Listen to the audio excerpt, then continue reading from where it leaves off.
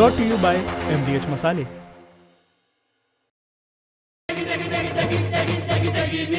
MDH की देगी मिर्च, देगी मिर्च का तड़का, अंग अंग फड़का। MDH की देगी मिर्च। सावन महीने की शुरुआत होते ही योगी ने एक तरफ कांवड़ भक्तों की सुरक्षा के लिए फुल प्रूफ प्लान बना दिया है, तो दूसरी ओर विपक्ष के खिलाफ तगड़ा चक्रव्यूह भी रच दिया है। इस चक्रव्यूह को विपक्ष तोड़ ना पाए, इसके लिए आज कई शब्दभेदी बाण भी चलाए। माफिया से लेकर विदेशी आक्रांता तक सबका नाम लेकर योगी ने विरोधियों की चूड़ी कस दी। देखिए सावन का फर्स्ट डे और योगी आदित्यनाथ का सुपर शो। माननीय मुख्यमंत्री जोरदार तालियों के साथ अभिवादन। जय जय श्री राम। जय हिंद, जय जय श्री राम।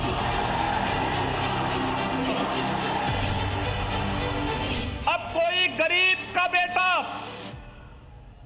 किसी कस्बे में रामलीला का आयोजन कर रहा होगा तो कोई वहां पे असला लहरा करके दंगा करने का तो साहस नहीं कर पाएगा। उसे मालूम है अगर दंगा करवाया, रामलीला के मंचों को पवित्र करने का दुस्साहस किया तो फिर कहीं पे मिट्टी में दफन होना पड़ेगा किसी समय। ये माफिया किसी के नहीं होते, ये हमेशा समाज का खून चूसते हैं, गरीब का शोषण करते हैं, व्यापारी में भय और दहशत की स्थिति पैदा करते हैं, बेटी की सुरक्षा के लिए खतरा पैदा करते हैं। और इसी के लिए हमारी सरकार ने तय किया था पहले दिन से कि अपराध और अपराधियों के प्रति, माफिया और माफिया के संरक्षक दाताओं के प्रति सरकार की जीरो टॉलरेंस होगी। बहनों और भाइयों, ये जीरो टॉलरेंस आज आप देखते होंगे जब सरकार ने कहा थी माफिया को मिट्टी में मिलाएंगे तो माफिया मिट्टी में मिल गए। अब माफिया मिट्टी में मिल चुके हैं। याद करना, जो बांटने वाले लोग हैं ये वही लोग हैं जो सालार मसूद गाजी को सम्मानित करते हैं, जो असला लहराते हुए दुर्दांत माफियाओं के लिए उनके सामने नाक रगड़ते हुए दिखाई देते थे। ये वही लोग हैं जो लोग माफिया की कब्र में जाकर के फतिया पढ़ते हैं, फतिया पढ़ने का काम करते हैं। ये पहचान का संकट खड़ा करने वाले वही लोग हैं जिन्होंने राष्ट्र रक्षा के लिए अपने आप को समर्पित होने वाले भारत के राष्ट्र नायकों को सम्मान देने की बजाय,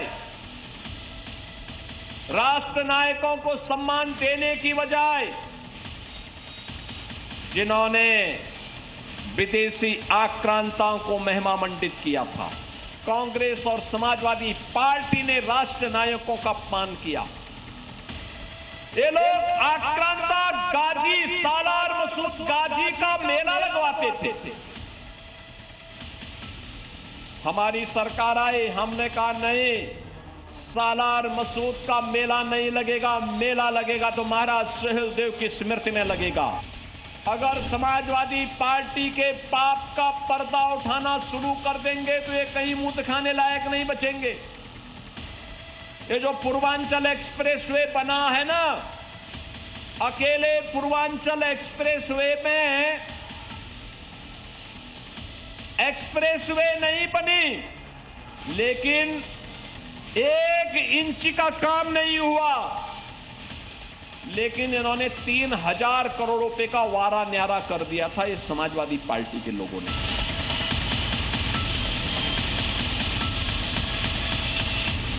लाल रंग इसका अपार, तीखा कम है फिर भी स्वाद। बेमिसाल बेमिसाल MDH कश्मीरी।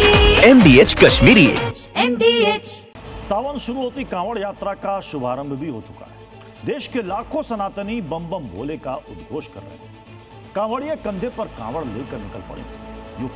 यूपी के सबसे संवेदनशील कांवड़ रूट पर कांवड़ियों की सुरक्षा के लिए सीएम योगी ने ऐसे इंतजाम किए कि कट्टरपंथी कुछ भी करने से पहले 1000 बार सोचेंगे। योगी ने कांवड़ रूट पर ATS, RRF, PSA की तैनाती के साथ कंट्रोल सेंटर बनवा दिए, जिनकी लाइव फीड सीधे लखनऊ पुलिस मुख्यालय जा रही है। कांवड़ पथ पर योगी का ऑपरेशन कट्टर पंथ कैसे काम कर रहा है, देखिए।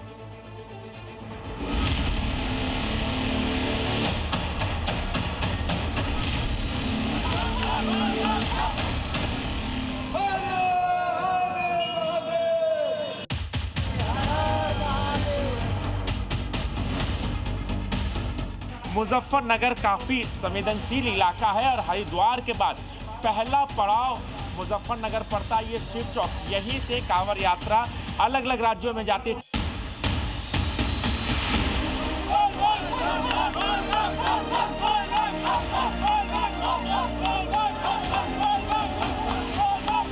हर जगह पूरे कांवड़ मार्ग पे हमारी निगरानी है। लखनऊ में कंट्रोल रूम बनाए गए और इस कंट्रोल रूम की जो निगरानी है वो यहाँ के जो वरिष्ठ अधिकारी हैं वो उसकी निगरानी कर रहे हैं। सनातन संस्कृति की यही खूबसूरती है कि भक्त जितना गहरा डूबता है उतना ही अनुशासित भी रहता है।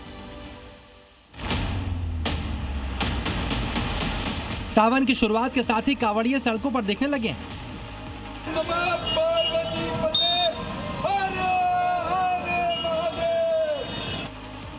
100, 200, 300 किलोमीटर तक पैदल चलेंगे, कंधे पर कांवड़ संभालेंगे। गंगा जल लेकर पूरे नियमों के साथ, यानी नशा नहीं, गंदगी नहीं, झगड़ा नहीं, सिर्फ भजन, कीर्तन और बम बम भोले।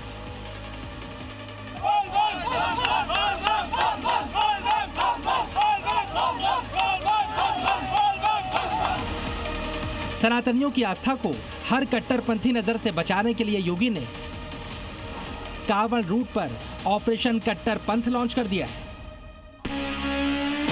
यूपी के संवेदनशील जिलों से लेकर हर उस रास्ते पर जहां से कांवड़िये गुजरेंगे वहां योगी फोर्स और प्रशासन हाई अलर्ट पर है।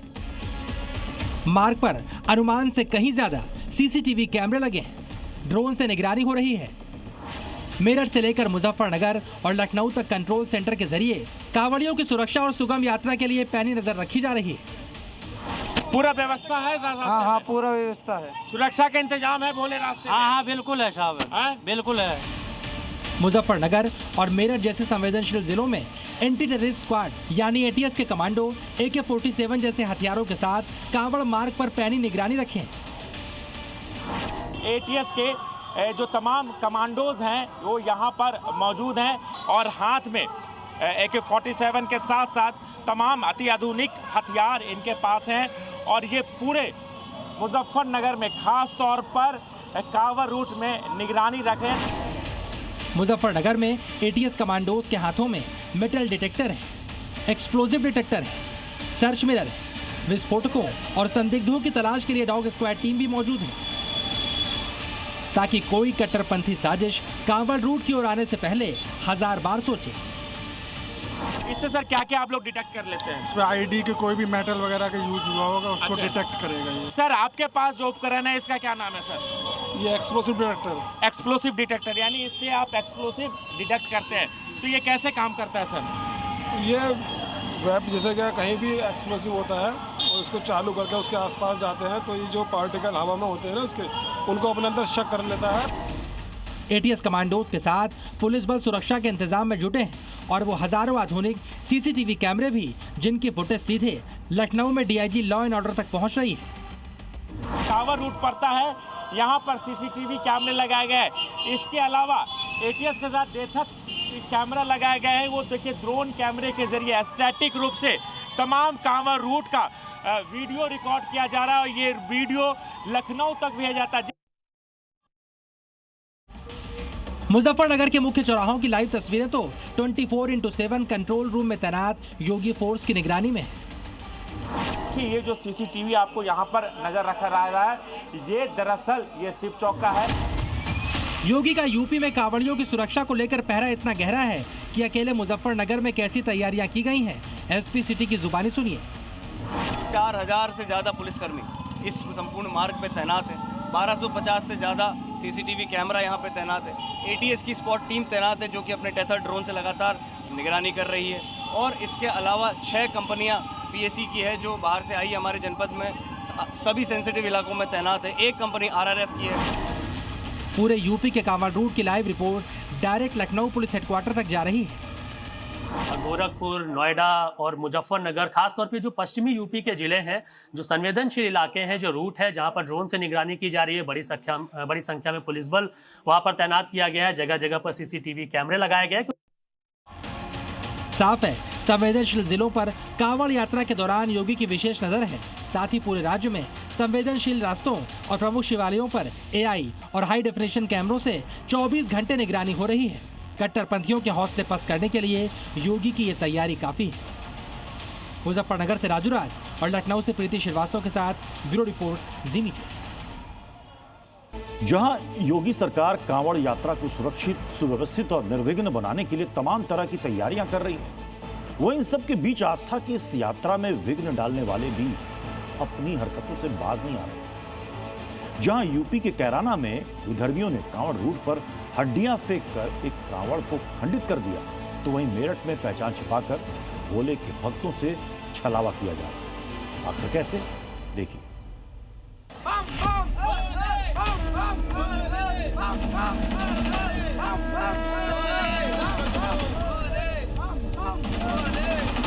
आस्था की सबसे बड़ी यात्रा की शुरुआत हो गई, जिसमें शामिल होने के लिए हजारों लाखों की तादाद में शिव भक्त कांवड़ लेकर सड़कों पर उतरे।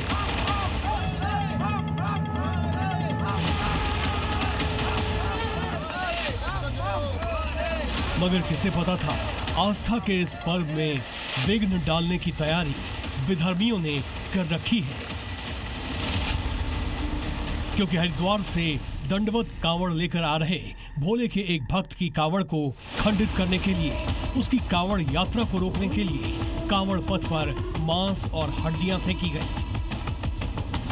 कैराना क्रॉस करके और गांव कोकोर क्रॉस कर रहा था, तो कोकोर गांव में मस्जिद से आगे निकल के 50-100 मीटर पे मेरी कावड़ के नीचे 4 मुस्लिम लड़कों ने मांस फेंक दिया। 4 मुस्लिम लड़के बैठे थे और उन्होंने मेरी कावड़ के नीचे मांस फेंक दिया। तो मांस फेंकने के बाद मेरी कावड़ तुरंत वहीं पे रुकी और कावड़ खंडित हो गई। पानीपत के रहने वाले शिव भक्त धर्मवीर का आरोप है कि वो 28 जुलाई की रात कैराना के काकौर गांव पहुंचा। काकौर मस्जिद के पास 3 से 4 मुस्लिम युवक बैठे हुए थे। मुस्लिम युवकों ने उसकी कावड़ के आगे हड्डियां फेंकी, जिससे शिव भक्त धर्मवीर की कावड़ खंडित हो गई। घटना की जानकारी मिलते ही आसपास के लोग इकट्ठा हो गए। वहीं धर्मवीर के साथी कांवड़िए भी मौके पर पहुंचे। फिर देर रात इस मामले को लेकर सड़क पर हंगामा और बवाल छिड़ गया। कांवड़ यात्रा में विघ्न डालने वाले, मांस और हड्डी से कावड़ को खंडित करने वाले आरोपी मौके से फरार हो गए। जिस मस्जिद के सामने इस घटना को अंजाम दिया गया, वहां भी सन्नाटा पसर गया। लेकिन यूपी में शिव भक्त की आस्था को जिस तरह से ठेस पहुंचाई गई, उससे आहत पीड़ित कांवड़ियों ने सीएम योगी से सख्त कार्रवाई की गुहार लगाई है। ऐसा किसी और कावड़िए के साथ दुर्घटना ना हो, किसी और कावड़िए के साथ कोई अभद्र ऐसी टिप्पणी ना हो, कोई भी ऐसी कोई भी वो परेशानी ना आए किसी कावड़िए को। कृपया करके मैं उत्तर प्रदेश सरकार से एक ही अनुरोध करता हूं कि इनके साथ सख्त से सख्त कार्रवाई की जाए। सीएम योगी ने कांवड़ यात्रा में विघ्न डालने वाले नफरतियों को पहले ही अल्टीमेटम दे रखा था। बावजूद इसके जिन मुस्लिम युवकों ने कांवड़ पथ पर मांस और हड्डियां फेंकी, वो योगी के हंटर से बच नहीं पाएंगे। कावड़ यात्रा कोई रोकेगा तो फिर कायदे से उसका इलाज भी करेंगे। मतलब ये कि अब कैराना के काकौर गांव में उन कट्टरपंथियों का इलाज योगी खुद करेंगे, ताकि योगी राज में कोई भी कांवड़ियों की आस्था को ठेस न पहुंचा सके।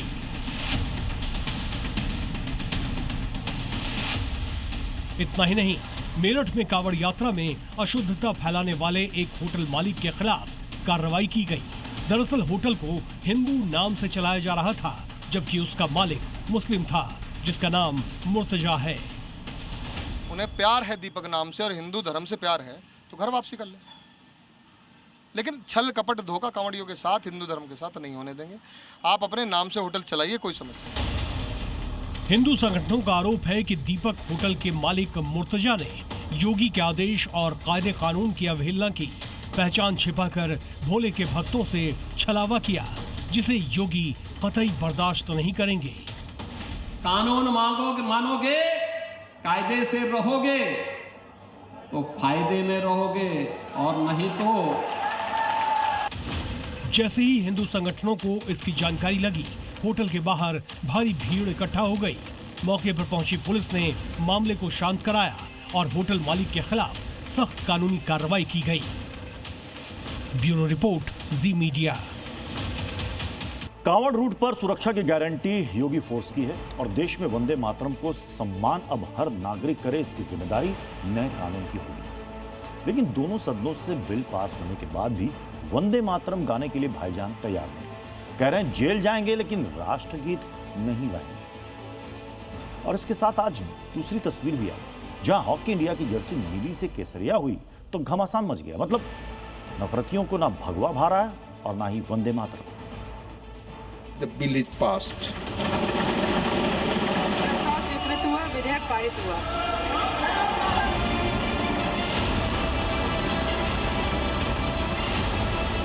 दशकों उठती रही आवाज, लेकिन अब जाकर संसद में बिल हुआ पास। दोनों सदनों ने लगा दी है वंदे मातरम बिल पर मुहर। अब राष्ट्रपति के मुहर लगने का है इंतजार, और उसके बाद जब कानून बन जाएगा फिर तो जेल का द्वार उनके लिए खुल जाएगा, जो कट्टरपंथ की किताब पढ़ने वाले भाईजान कहते हैं कि वंदे मातरम नहीं गाएंगे, जेल भले चले जाएंगे। इसको जो करना है करेगा, मुसलमान वंदे मातरम नहीं पढ़ता। मतलब मौलाना देश का कानून नहीं मानेंगे, और इतना ही नहीं, जेल भी बहुत चाव से जाएंगी क्योंकि वंदे मातरम नहीं गाएंगे। चाहे जो भी हो, मुसलमान जेल में जाने को भी तैयार नहीं।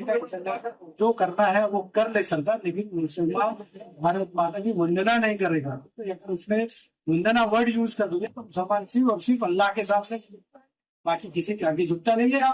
इसको जो करना है करेगा, मुसलमान वंदे मातरम नहीं पढ़ता। वंदे मातरम का विरोध करने वाले मौलाना सिराज अकेले नहीं है। इससे पहले हैदराबाद वाले भाईजान ओवैसी की पार्टी के नेता शौकत अली भी वंदे मातरम के विरोध में बयान दे चुके हैं। तो आप मुझे गवाएंगे जबरदस्ती? आप मुझे जबरदस्ती, मैं आपसे कहूंगा कि आप भैंस का गोश्त खाएंगे तो आप खाएंगे क्या? ये कौन सी बात हो गई भाई? आप जबरदस्ती थोड़ी मुझे गवा लेंगे। ठीक है, हमारे संविधान में प्रावधान है, हम गाएं या ना गाएं, बात खत्म। अब जबरदस्ती थोड़ी मुझसे कोई गवा लेगा। जब कट्टरपंथी टीम ठान ही चुकी है कि वंदे मातरम किसी भी कीमत पर उन्हें कबूल नहीं, तो फिर प्रस्तावित कानून क्या कहता है, ये अच्छी तरह भाईजान को समझ लेना होगा। नंबर 1, राष्ट्रीय गीत को राष्ट्रगान की तरह सम्मान देना होगा। नंबर 2, वंदे मातरम का अपमान करने वाले या गाने में बाधा डालने वाले को 3 साल तक की जेल हो सकती है। नंबर 3, जुर्माना हो सकता है, या जेल या जुर्माना दोनों साथ साथ हो सकता है। मैसेज लाउड एंड क्लियर है। जिन्हें एतराज है, जिन्हें वंदे मातरम मजहबी गीत लगता है, उन्हें अब कानून के मुताबिक राष्ट्रगीत गाना ही होगा, वरना कानून है, थाना है, जेल है। राष्ट्रगीत वंदे मातरम उस मिट्टी के प्रति प्रेम है, सजदा है, श्रद्धा है, बावजूद इसके भाईजान कानून तोड़ने पर आमादा हैं। आप किसी पर उसकी आस्था के खिलाफ कोई चीज़ नहीं थोप सकते, और ये जो बिल लाया जा रहा है ये इसीलिए लाया जा रहा है कि मुसलमानों को उनकी आस्था के खिलाफ आचरण करने पर मजबूर करने की कोशिश की जाए। मुसलमान तो उसको गाएगा नहीं क्योंकि हमारी आस्था के खिलाफ है। आप जिस चीज को माँ मानते हो, हम उसको क्यों माँ माने? आप जिसकी वंदना करते हो, पूजा करते हो, हम क्यों करें? मुस्लिम पर्सनल लॉ बोर्ड राष्ट्रगीत को लेकर अदालत जाने की धमकी दे चुका है। विरोध सिर्फ वंदे मातरम का ही नहीं, विरोध तिरंगे में शामिल केसरिया रंग का भी है, जो भारतीय हॉकी टीम की जर्सी का रंग है, जिसे हॉकी टीम के पूर्व कप्तान वीरेंद्र सिन्हा ने शर्मनाक कहते हुए सोशल मीडिया एक्स पर विरोध जताया है। हॉकी इंडिया ने अच्छे काम किए हैं, लेकिन ये शर्मनाक है। भारतीय टीम की पहचान और विरासत हमेशा से नीला रंग रही है। मैंने कई सालों तक गर्व के साथ नीली जर्सी पहनी है। फैंस हमारी भारतीय टीम को नीले रंग में देखना चाहते हैं, नारंगी रंग का क्या लॉजिक है? विवाद बढ़ा तो हॉकी इंडिया के प्रेसिडेंट का भी बयान सामने आया, जिसमें कहा गया कि ये बदलाव कोई नई बात नहीं है। चेंज हुआ है, कई बार। और यदि इस बार भी वर्ल्ड कप के बाद वर्ल्ड कप में यदि टीम को पसंद नहीं आएगा, खिलाड़ियों को पसंद नहीं आएगा ऑरेंज कलर, और उन्हीं के सजेशन से भी हुआ है, तो हम फ्यूचर में चेंज भी कर सकते हैं। लेकिन अब रंग को लेकर सियासत शुरू हो चुकी है। कांग्रेस सांसद प्रियंका गांधी ने भी जर्सी का रंग बदलने पर सवाल उठाया है। पूरे देश को असलियत मालूम है और जिनको नहीं पता था उनको आज पता चल रहा है। तिरंगे के 3 रंगों में केसरिया सजता है, लेकिन सियासत के लिए रंग भी हिंदू मुसलमान हो गया। वंदे मातरम देश की आजादी का तराना है, लेकिन चंद लोगों ने इसे मजहबी रंग दे दिया है। ब्यूरो रिपोर्ट, जी मीडिया। दिल्ली के भगवा विवाद से करीब 800 किलोमीटर दूर योगी आदित्यनाथ आज गाजीपुर में थे। उस जमीन पर जहां कभी माफिया का राज चलता था, लेकिन पिछले 9 सालों में योगी ने गाजीपुर की तस्वीर बदल दी। यही नहीं, योगी आदित्यनाथ पूरब से पश्चिम तक पूरे राज्य का धुआंधार दौरा कर रहे हैं। कल वाराणसी में थे और आज गाजीपुर में। 2027 यूपी विधानसभा चुनाव का ट्रेलर योगी आदित्यनाथ ने 2026 में ही दिखा दिया है। मिशन 91 से योगी हैट्रिक की तैयारी में।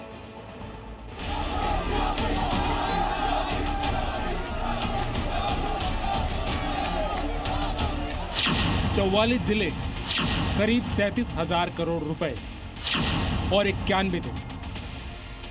योगी आदित्यनाथ की सत्ता वाली हैट्रिक की संभावना इन्हीं नंबरों के बढ़ने के साथ बढ़ती जाएगी। यूपी विधानसभा चुनाव अभी 6 महीने दूर है, लेकिन योगी तैयारी ऐसे कर रहे हैं जैसे चुनाव चंद दिन ही दूर है।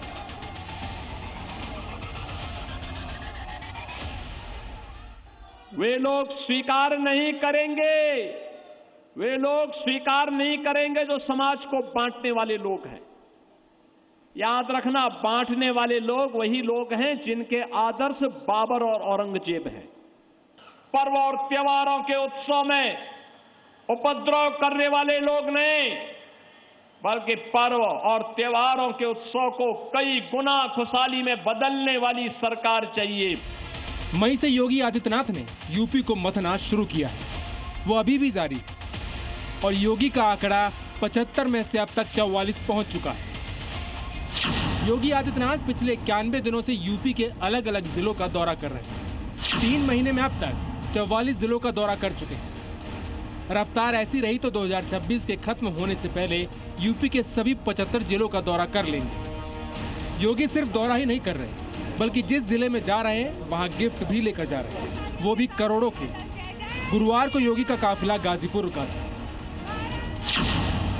गाजीपुर को 692 करोड़ की परियोजनाओं की सौगात दी और विपक्ष पर हमलों की झड़ी लगा दी। इससे पहले इटावा को 604 करोड़ रुपए, मैनपुरी को 68 करोड़ रुपए, आगरा को 342 करोड़ रुपए। ऐसा करते करते योगी आदित्यनाथ 44 जिलों को करीब 37,000 करोड़ रुपए दे चुके हैं। पश्चिम यूपी के बाद अब योगी पूर्वांचल को साध रहे हैं। गाजीपुर की धरती से उन्होंने गाजीपुर की पहचान का मुद्दा उठाया। सवाल पूछा कि आखिर वीरों और साहित्यकारों की धरती बदनामी की पहचान क्यों बनी। इसका जवाब भी योगी ने दिया। शुभेंदु की पुलिस ने बीरभूम जिले के एक घर में जब छापा मारा तो अंदर का नजारा देख सन्न रह गए। घर का सीन किसी बॉलीवुड फिल्म से कम नहीं था। कमरे में नोटों से भरी बोरियां और बेतहाशा सोना देख पुलिस वालों की आंखें फटी की फटी रह गई। यह नजारा था एक पूर्व सरकारी बस ड्राइवर के घर का। एक आम से दिखने वाले घर से पुलिस को करोड़ों रुपए कैश और करोड़ों की कीमत का ही सोना बरामद हुआ है।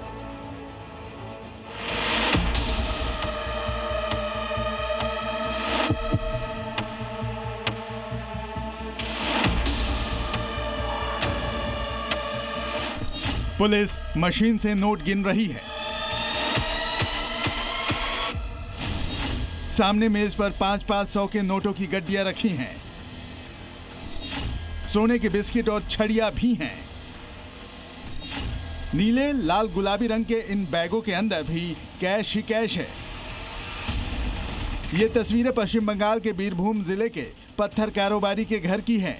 बाहर से आम से दिखने वाले इस 2 मंजिला मकान पर पश्चिम बंगाल पुलिस ने जब छापा मारा तो नजारा देख होश उड़ गए। क्योंकि जो कभी सरकारी बस ड्राइवर हुआ करता था, जिसकी तनख्वाह कुछ हजारों में थी, उसके घर से करोड़ों का कैश और करोड़ों का सोना बरामद हुआ। इस धन कुबेर का नाम है मीनार उर्फ टुल्लू मंडल उर्फ मोहम्मद नजीबुद्दीन, जो कि आज की तारीख में पत्थर व्यापारी है और रेत माफिया है। मई में बंगाल विधानसभा चुनाव रिजल्ट आने के बाद से ही अंडरग्राउंड हो गया था। अब जब पुलिस ने इसके घर की तलाशी ली तो 29 करोड़ रुपए नकद और 15 किलो सोना मिला। इस सोने में 1-1 किलो वजन की सोने की 14 छड़ें और 100-100 ग्राम के सोने के 10 बिस्किट बरामद हुए हैं। जब्त सोने की आज की कीमत लगभग 21.5 करोड़ रुपए आकी जा रही है। नकदी भी इतनी ज्यादा थी कि उसे हाथों से गिनना तो संभव नहीं था। ऐसे में नोट गिनने वाली 5 मशीनें मंगवाई गई, जिसके बाद नोटों की गिनती शुरू हो सकी। पता चला कि नोट गिनते गिनते मशीनों ने भी जवाब दे दिया और बीच में ही बंद हो गई। कई घंटों के बाद इस काले धन की गिनती फिर से शुरू की गई। दूर पे जो अब ऑफिस घर आपको दिखाई दे रहा है, जहां पे अभी पुलिस की छापामारी चल रहा है, पूरा ऑर्गेनाइज क्राइम सिंडिकेट चल रहा था, जिसके साथ ऑब्वियसली तृणमूल के लीडरशिप, उनके साथ साथ पुलिस के जो और सरकारी अधिकारियों का मिलने के संभावना आ रहा है। तो पुलिस फिलहाल ये जानने की कोशिश कर रही है ये पैसा कहाँ तक गया है, कौन कौन इन्फ्लुएंशियल लीडर्स के पास पहुंचा है। जिस काले धन को छिपाने के लिए मीनार मंडल ने 2 मंजिला घर को अड्डा बनाया। जानकारी के मुताबिक उस घर से मिली नकदी और सोने को ले जाने के लिए पुलिस को लोहे के 5 बड़े बक्से मंगवाने पड़े। ईरान अमेरिका की जंग में पाकिस्तान का रोल एक दलाल का था और ये हम नहीं बल्कि खुद पाकिस्तानी ये दावा कर रहे हैं, क्योंकि सीज फायर के नाम पर की गई दलाली के लिए मुनीर शहबाज ने अमेरिका से उधारी भी मांगी थी। खैर, अमेरिका की तरफ से पाकिस्तान को फूटी कौड़ी नहीं मिली। बस इसी बात पर मुनीर शहबाज ने ट्रंप से गद्दारी कर दी। जानते हैं कैसे? चीन और ईरान से हाथ मिला। खुद देखिए। मिडिल ईस्ट का बारूदी कोहराम भले ही इस वक्त पूरे चरम पर हो, मगर इन सब के बीच पाकिस्तान ने कुछ ऐसा किया है जिसके बाद ट्रंप का फोकस ईरान की बजाय पाकिस्तान पर शिफ्ट हो गया। और इतना ही नहीं, दावा यह भी किया जा रहा है कि अब खलीफा से पहले ट्रंप पाकिस्तान के रंगा बिल्ला को निपटाएंगे, उनसे हिसाब चुकता करेंगे। सवाल है कि पाकिस्तान तो अमेरिका का पिछलग्गू है और मुनीर शहबाज तो ट्रंप के गुलाम। लिहाजा ऐसा क्या हो गया जो अब ट्रंप की मिसाइलों का टारगेट इस्लामाबाद हो चुका है? यह जानने के लिए आप इन 3 तस्वीरों को देखिए। ये वही पाकिस्तान है जिसने सीज फायर के नाम पर दलाली की, यानी शांति समझौते में मध्यस्थता की। लेकिन चंद रोज में उसी पाकिस्तान ने नाकाम सीज फायर के बदले अमेरिका से $10 मिलियन की उधारी भी मांगी। लेकिन अमेरिका ने पैसे देने से नानुकर की, तो फौरन पाकिस्तान ने अमेरिका से गद्दारी करते हुए अपने पुराने आका चीन से हाथ मिला लिया और ट्रंप की पीठ में छुरा घोंप दिया। हाल ही की एक मीडिया रिपोर्ट में दावा किया गया है कि चीन ने ईरान को करीब 400 रॉकेट लॉन्चर भेजे। रॉकेट लॉन्चर्स को पाकिस्तान के रास्ते भेजा गया क्योंकि ईरान से पाकिस्तान का बॉर्डर लगता है, जिसकी कुल लंबाई करीब 909 किलोमीटर की। इस दावे के सामने आने के बाद मिडिल ईस्ट में जंग के पहले से ज्यादा विध्वंसक होने की आशंका तो है ही, मगर खाड़ी से पहले पाकिस्तान का धधकना भी तय माना जा रहा है। क्योंकि जैसे ही ट्रंप को पाकिस्तान के डबल गेम का पता चला, अमेरिकी राष्ट्रपति का माथा ठनक गया।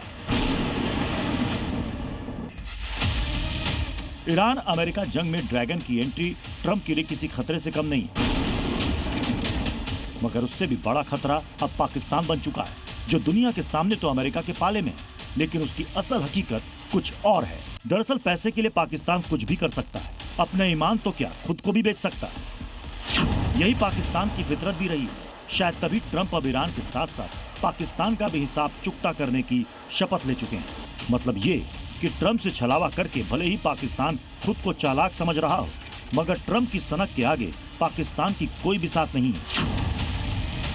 यानी जल्द ही मिडिल ईस्ट के साथ पाकिस्तान भी बम गोला बारूद से सुलग उठेगा।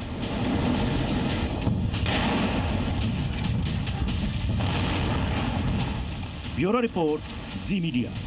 पीओके में पाकिस्तानी हुकूमत ने जुल्म की सारी इंतहा पार कर दी। प्रदर्शनकारियों की खून की प्यासी फौज मासूम आवाम को गोलियों से भून रही। विरोध की बड़ी आवाज बने पीएचडी स्कॉलर ओसामा जमील को भी मुनीर ने नहीं छोड़ा, सिर में गोली मरवा दी। लेकिन ओसामा जमील के नारे अब पीओके की गली गली में बच्चे दोहरा रहे हैं। मुनीर कितनों को मारेगा? पूरा पीओके ही मुनीर के लिए आग का दरिया बन चुका है। गरजती बंदूकें विरोध की आवाज खामोश करने में हाँफने लगी हैं। जुल्म की गोलियां जितनी ही चल रही है, प्रदर्शन उतना ही जोरदार होता जा रहा है।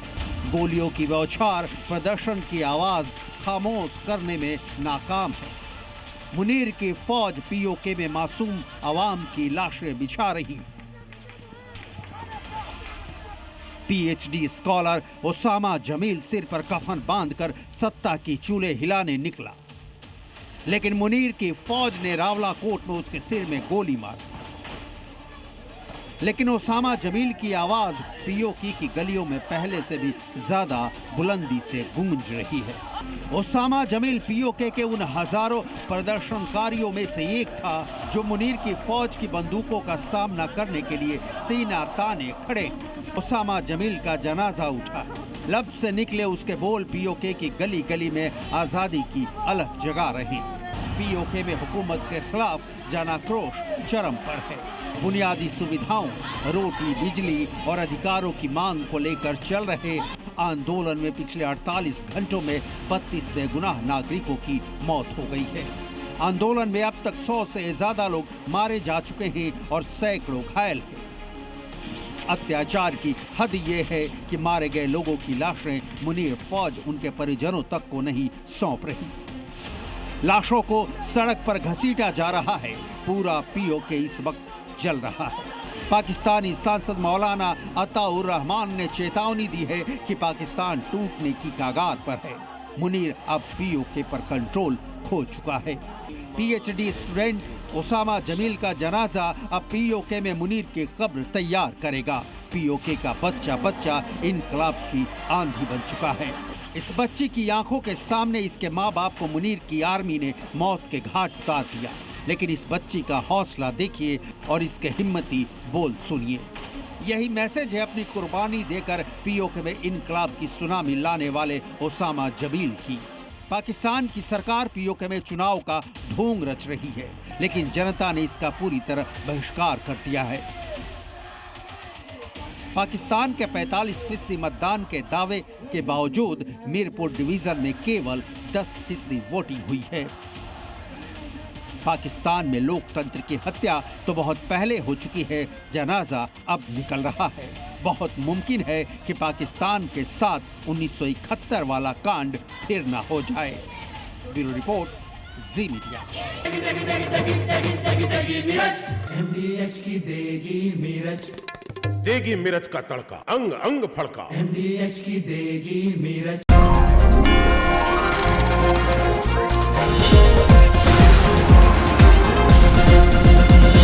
Brought to you by MDH मसाले।